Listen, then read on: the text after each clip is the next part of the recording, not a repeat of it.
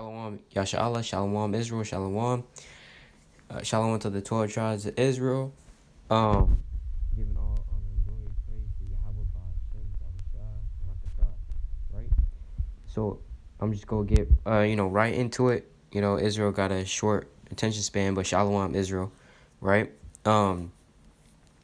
So basically, as you can see from the title of the video, we're going to be going into what is love according to the Bible, right? What is love? So, and how do we love the Most High, right? Because we're down here on earth, right? We're on the Lord's footstool while the Lord is in the heavens. So how are we supposed to love the Most High in our lifetime? We can't send him flowers, right? We're not really supposed to be sacrificing in this time, right? Because the sacrificing has ceased unto the kingdom, right? We can't send letters to the Most High, right? So how are we supposed to love the Most High, right? Let's go into it. Let's go to 1 John 5:3. This is Christians don't know this, right? First John chapter 5, and I'll start at 1. Whosoever believeth that Yahushua is the Mahashiach, or the Christ, is born of the Most High. Right? If you believe that Yahushua is the Messiah, right, then you're born of the Most High, right? And every one of them, and every one that loveth him, that begat, loveth him also that is begotten of him. Verse 2, here's the point. But this we know, that we love the children of God, when we love God and keep his commandments. Verse 3, for this is the love of God. So it's going to say it plain on tables explicitly, right? For this is the love of the Most High, that we keep his commandments, and his commandments are not grievous. That's how you love the Most High. You keep his commandments, right? That's how you love the Most High. You keep his commandments. You do what he says, right? Plain as that, right? You be obedient unto him, right? Now let's go to 2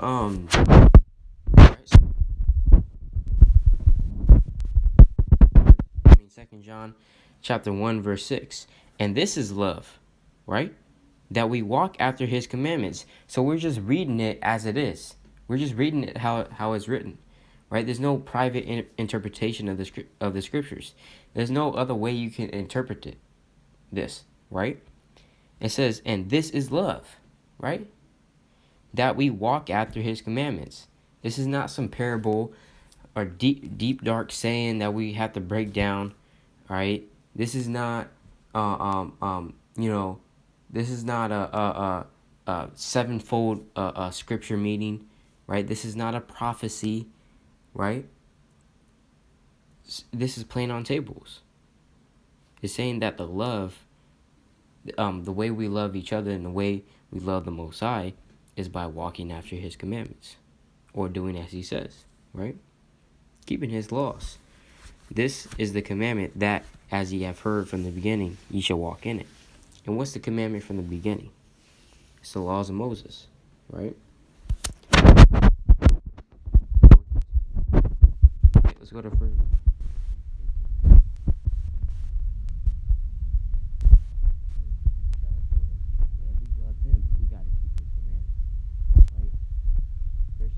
To love Christ, but don't keep his commandments, right?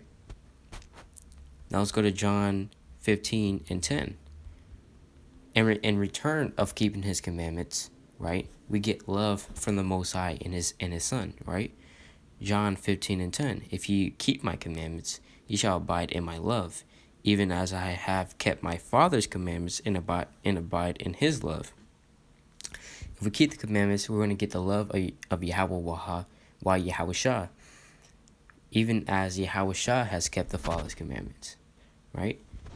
So we gotta, also we gotta walk in Yahushua's steps, like it says in 1 Peter, right? Now let's go to Romans, right? 12:1. This is also how you love the Most High. Romans 12:1. I beseech you, therefore, brethren, by the mercies of the Most High, that ye present your bodies a living sacrifice, holy, acceptable unto the Most High, which is your reasonable service. And be not conformed to this world, but be ye transformed by the renewing of your mind, that ye may prove what is that good and acceptable and perfect will of the Most High. So that's how you love the Most High. Also, you present your body as a living sacrifice. You go out there in the highways and hedges, right? If you're a man well taught in this truth, and you're able to do so, you go out there and you teach your people, right? Sometimes hours on end, right? You want to go home, but and your feet, hurts, your legs hurt, right? You're hungry, whatever, right? It's too hot, it's cold, but you still go out there and you sacrifice yourself, right? We're the living sacrifices. And also keeping these laws, right? All these laws, they're not grievous, but sometimes they can be in this captivity, right? The times that we're living in. Sometimes it's hard, to keep it. But that's how we're presenting our bodies as a living sacrifice. And the Most High, He sees that. And He's not unrighteous to forget our good works in love, right? Of love, right? So He's looking at that and He's taking note of that, right? He's not just going to ignore our sacrifices that we have made and what we keep continuing to do by keeping His commandments, right? He's not going to forget that, right? And He loves us for that, and we love the Most High, right? So let's go to John 21, right, or verse 15. It's lucky if I'm going fast, right? Just want to get through it. John 21 and 15. So when they had dined, Yahushua saith to Simon Peter, Simon, son of Jonas, lovest thou me more than these? He saith unto him, Yea, Lord, thou knowest that I love thee. He saith unto him, Feed my lambs. Right? So Peter, or Simon Peter, he said, do you love me more than these? Or Yahushua, he asked Simon, do you love me? Right? And then Simon, he said, yea, I love him. Right? I mean, I love you. Right? And then he says, and Yahushua says, feed my lambs. Right? Then let's keep reading. Verse 16. He said to him again the second time, Simon, son of Jonas, lovest thou me? He said unto him, Yea, Lord, thou knowest that I love thee. He said unto him, Feed my sheep. Right? Verse 17. He saith unto him the third time, Simon, son of Jonas, lovest thou me? Peter was grieved because he said unto him the third time, Lovest thou me? And he said unto him, Lord, thou knowest all things, thou knowest that I love thee. Yahushua saith unto him, Feed my sheep. So the Lord, He asked Peter this 3 times. Symbolic for, completion, but asked him 3 times. The same question, right? And responded with the same answer, right? Feed my sheep, feed my sheep, feed my lambs, right? And who is the sheep? Let's get that. Who are the sheep? Right? Jeremiah 50 and 6. It says, My people have been lost sheep. So the lost sheep are of the house of Israel. Because this is Jeremiah. Jeremiah is from the tribe of Levi, I believe. Right? If I'm not mistaken. But he's from the tribe of Levi. Right? Making him a priest, a Levitical priest. Right? An Israelite. So his people have been lost sheep, right? Their shepherds have caused them to go astray. They have turned them away on the mountains. They have gone from mountain to hill. They have forgotten their resting place. Our resting place is Israel, and also symbolic for the Most High. We have forgotten the Most High and are not doing what He says. Therefore, we don't love Him, right? Because if you loved your father, right, like our earthly fathers, and our elders, our older relatives, we love them because we do as they say, right? And we also love them by keeping these commandments. Because if you would love your brother you wouldn't kill him, or you wouldn't kill, his family member. If you love your brother, right, you wouldn't commit adultery with his wife, right?